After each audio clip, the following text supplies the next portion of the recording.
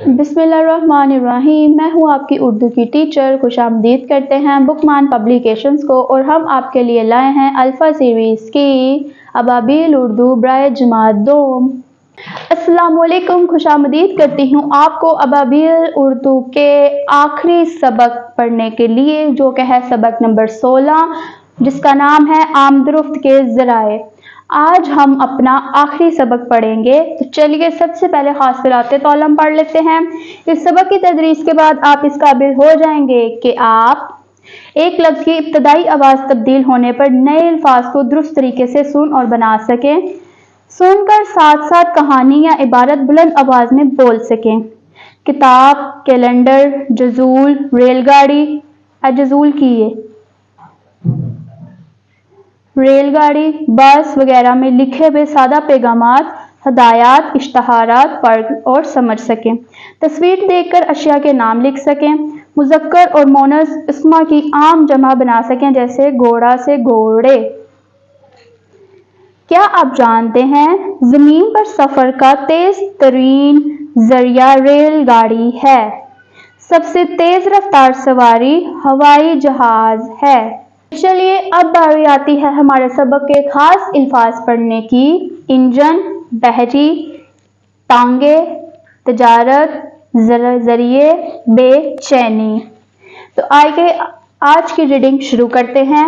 Yasir school से छुट्टी करके घर पहुंचा तो देखा कि अम्मी अब्बू अब बहुत खुश हैं। अब्बा जान ने यासिर को बताया कि तुम्हारे चचा सलीम की शादी होने वाली है। ये खबर सुनकर यासिर भी बहुत खुश हुआ। उसने बेचैनी से पूछा, अब्बा जान हम कराची कब जाएंगे। अब्बा जान बोले, शादी जनवरी की 8 तारीख को है।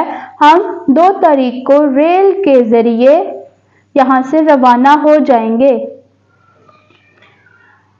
अब्बा, ओ अच्छा, आहा, हम रेलगाड़ी से कराची जाएंगे। यासिर खुश होकर बोला।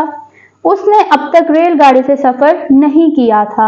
उसने पूछा, अब्बा जान लाहौर से कराची का सफ़र कितने घंटों का है। अब्बा जान बोले, हम 15-16 घंटों में कराची पहुंच जाएंगे। यासिर ने कहा, अब्बा जान जब रेलगाड़ी नहीं थी तो इतना लंबा सफ़र तो महीनों में तय होता होगा। अब्बा जान बोले, हाँ बेटा, पहले लोग घोड़ों, गधों और ऊँटों पर सफ़र करते थे। पहिया इजाद हुआ तो सफ़र की मुश्किलें आसान होने लगी। टांगे और रेड़े बन गए, लोग दूर दूर तक सफ़र करने लगे। साइकिलें और मोटरसाइकिलें बनी तो छोटे छोटे सफ़र में उनका आम इस्तेमाल हो गया। एक शहर से दूसरे शहर का सफ़र अब बसों और कारों में किया जाता है। रेल का इंजन बनने से सफ़र में और भी आसानी हो गई, फासले घट गए हैं। रेल आजकल सफ़र करने और सामान एक जगह से दूसरी जगह ले जाने का बहुत बड़ा ज़रिया है। इसलिए लोग रेल के सफ़र को पसंद करते हैं, क्योंकि रेल में खाने पीने, लेटने, चलने फिरने और बाथरूम की सहूलत मौजूद है। साइंस की तरक्की से हवाई जहाज के जरिए तो अब दिनों का सफ़र घंटों का मिनटों में तय होने लगा है। सैकड़ों और हज़ारों किलोमीटर का सफ़र बड़ी आसानी से किसी परेशानी के बगैर तय हो जाता है। बहरी सफ़र में भी खासी तरक्की हो गई है। सुस्त रफ्तार कश्तियों की जगह तेज़ रफ्तार कश्तियों और बहरी जहाज़ों ने ले ली है। बड़े बड़े बहरी जहाज़ों के जरिए टन सामान और अफराद को उनकी मंजिल पर पहुंचाया जाता है।